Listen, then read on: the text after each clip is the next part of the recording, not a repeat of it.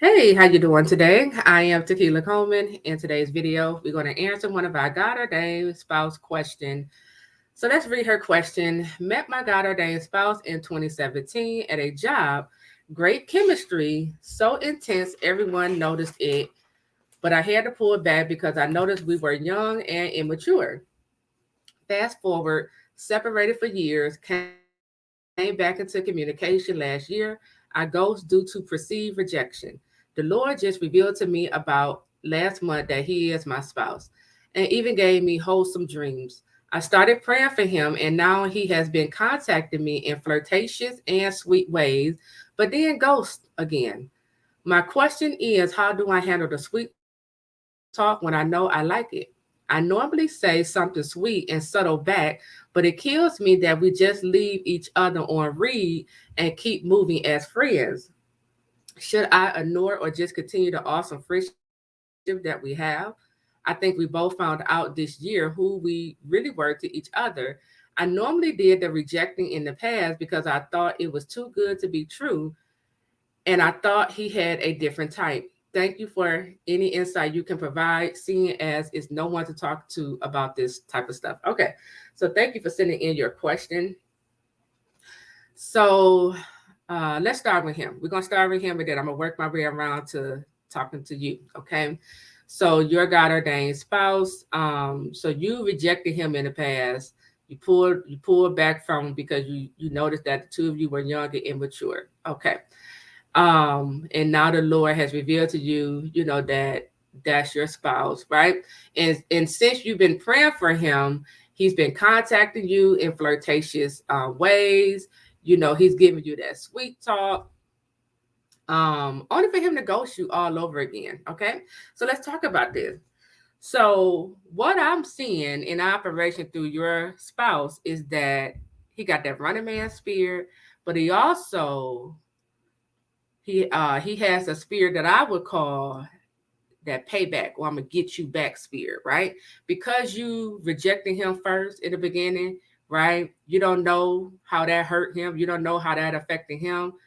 Even though he's coming back, contacting you in flirtatious ways, you see the fruit he's manifesting. He ghosts you right after he do these things. So that tells you he's not fully over what happened between the two of you in the beginning. So this type of individual is going to get you back in his own ways if you don't start praying against this spirit in operation through him. Okay.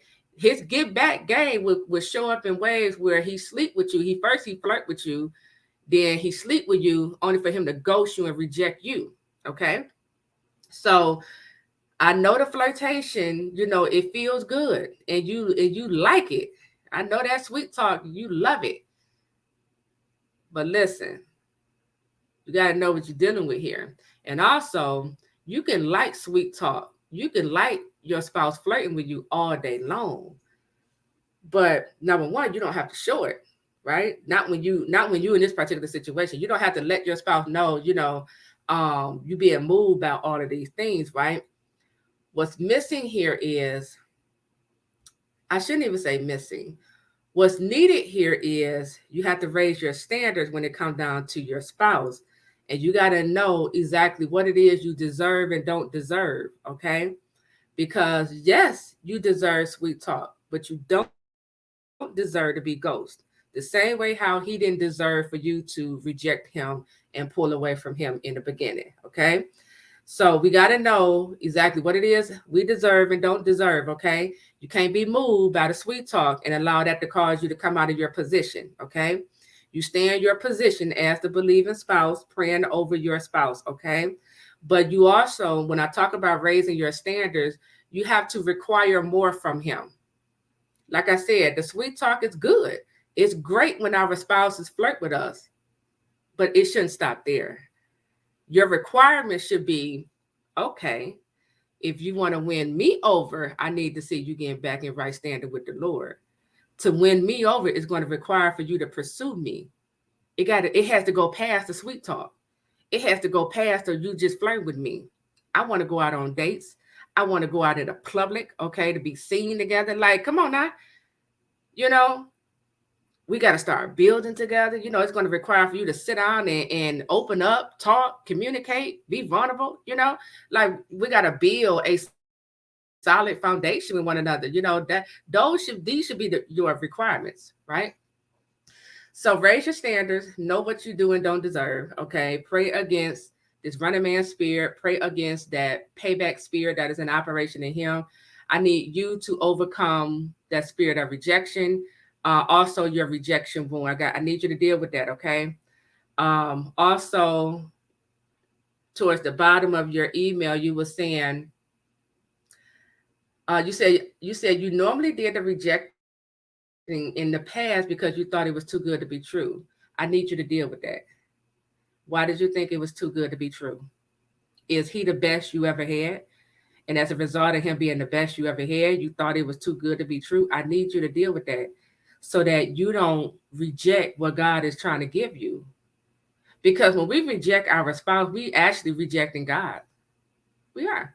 We rejecting, God. Like, God, no, I don't feel like I deserve this.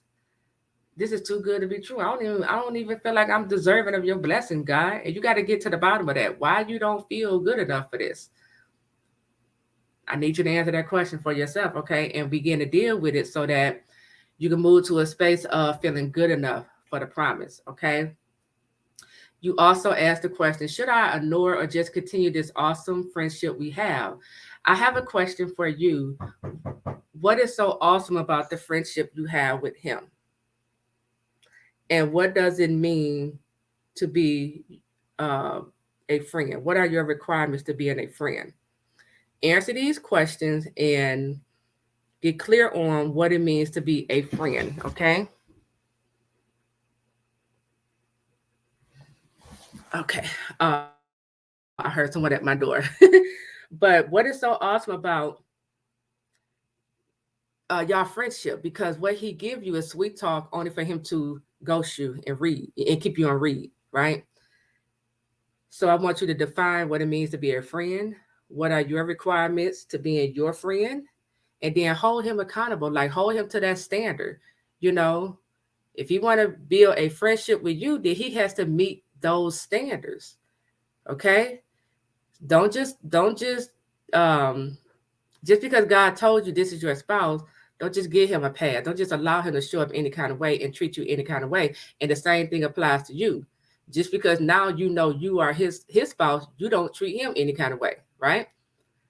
So I gave you some questions to ask yourself. In all of this, we got work to do. We have work to be done. The sweet talk is great. The flirting is great, but require more. Okay. So that is it. I am Taquila Coleman. I'll talk to you all real soon. Take care.